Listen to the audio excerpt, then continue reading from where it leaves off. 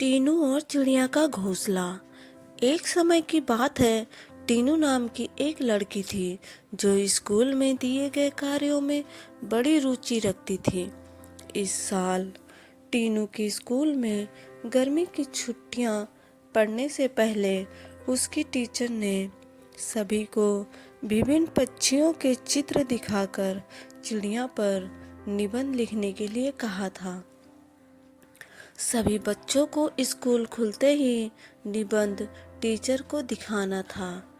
पंछियों की रंग बिरंगी किताब टीनू को बहुत पसंद थी।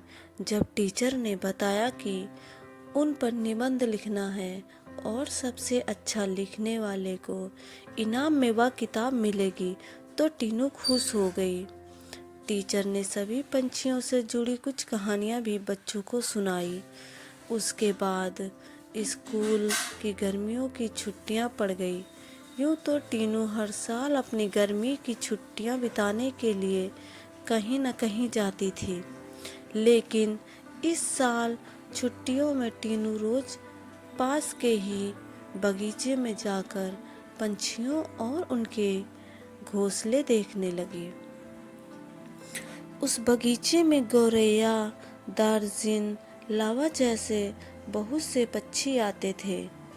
टीनू बगीचे में आने वाली हर चिड़िया को पहचानने की कोशिश करती और उन्हें गौर से देखती रहती। टीनू देखती थी कि हर चिड़िया एक एक घास, पत्ती, पंख आदि को जोड़कर कैसे अपना घोंसला बना रही है। उसके मन में होता था कि चिड़िया का घोंसला बनाने के लिए कितनी मेहनत करनी पड़ती है। टीनू चाहती थी कि वो किसी से उन पंछियों की मदद करे।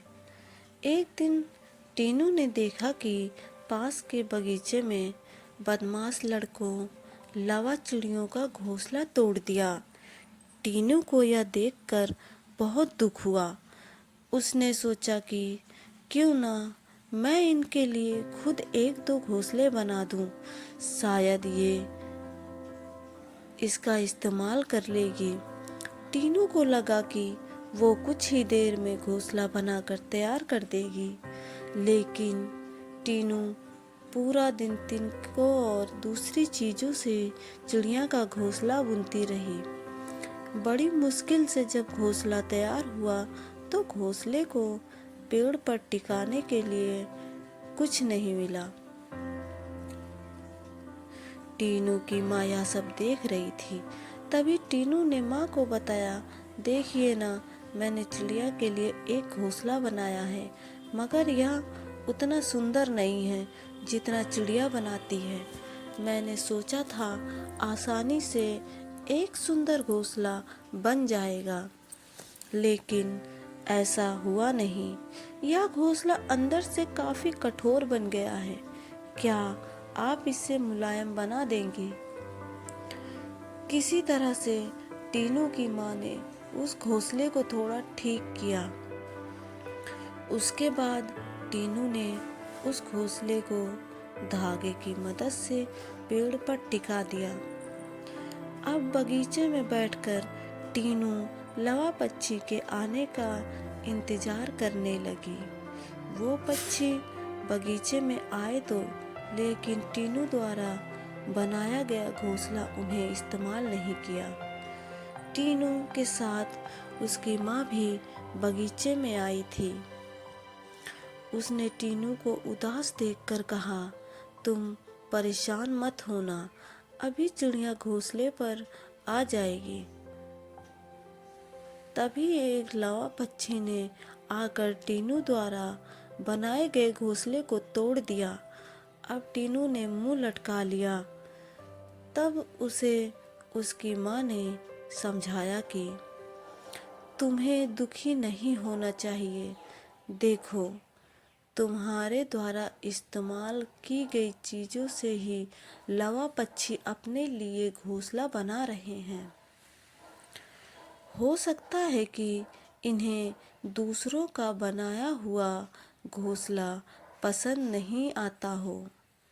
दुखी मन टीनू ने कहा, माँ, मैं अपने स्कूल के निबंध में यह सब कुछ लिखूंगी। कुछ देर बाद टीनू ने कहा, माँ, आपने देखा कि लवा पक्षी अपना घर झाड़ियों में बना रहे हैं? जवाब में टीनू की माँ बोली, हाँ बेटा, मैंने सुना है कि लवा पक्षी अपना घोंसला किसी के पेड़ के घर के रोशनदान या पेड़ पर ही बनाते हैं। आज यह नई बात पता चली है। और कुछ दिनों बाद टीनू ने लवा पक्षियों के बारे में एक और बात जानी कि वो सीधे उड़कर अपने घोंसले में नहीं जाते। घोंसले से कुछ दूर ठहरकर इधर उधर कूदते हुए वो अपने घोंसले तक पहुँचते हैं, ताकि किसी को उसके घोंसले का पता न चले। थोड़े ही दिनों में स्कूल की गर्मियों की छुट्टियां खत्म हो गई। टीनू ने स्कूल जाकर लवा पक्षी के बारे में लिखा और निबंध प्रतियोगिता जीत ली। इनाम में मनपसंद चिड़ियों वाली किताब मिलने पर टीनू खुश हो गई। प्रतियोगिता जीतने के बाद भी टीनू रोज चिड़ियों की चहचहाहट सुनने के लिए उस बगीचे में जाकर घंटों बैठती है, मानो उसकी चिड़ियों के साथ दोस्ती हो गई हो। कहानी से सीख। चिड़िया के घोंसले की कहानी से यह सीख मिलती है कि छोटी छोटी बात पर मन दुखी नहीं करना चाहिए। साथ ही आसपास की चीज़ों पर गौर करने से हमें काफ़ी कुछ नया जानने को मिलता है।